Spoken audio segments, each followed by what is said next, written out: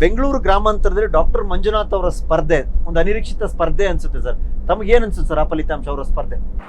ನಿರೀಕ್ಷಿತ ಸ್ಪರ್ಧೆ ಏನಲ್ಲ, ದೇವೇಗೌಡರು ಬಿಜೆಪಿಯಿಂದ ಟಿಕೆಟ್ ಕೊಡಿಸಿ ಅಲ್ಲಿ ನಿಲ್ಲಿಸಿದ್ದಾರೆ. ಸೊ ಅದು ಅನಿರೀಕ್ಷಿತ ಅಂತ ಹೇಳಕ್ ಬರಲ್ಲ. ಅದನ್ನ ಅವರು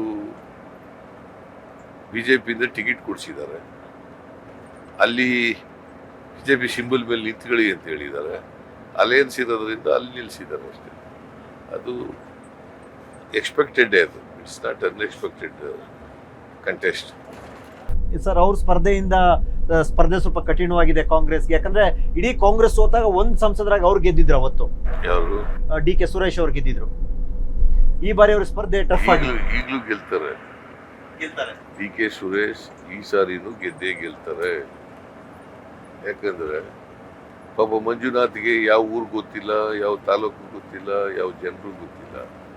ಅವರು 3 ಸಾರಿ ಪಾರ್ಲಿಮೆಂಟ್ ಮೆಂಬರ್ ಆಗಿ ಪ್ರತಿ ಹಳ್ಳಿ ಗೊತ್ತಿದೆ, ಜನರು ಗೊತ್ತಿದ್ದಾರೆ. ಅದರಿಂದ ಅದೇನು ಎಫೆಕ್ಟ್ ಆಗಲ್ಲ ಅವ್ರ ಸ್ಪರ್ಧೆ. ಏನೇನು ಎಫೆಕ್ಟ್ ಆಗಲ್ಲ.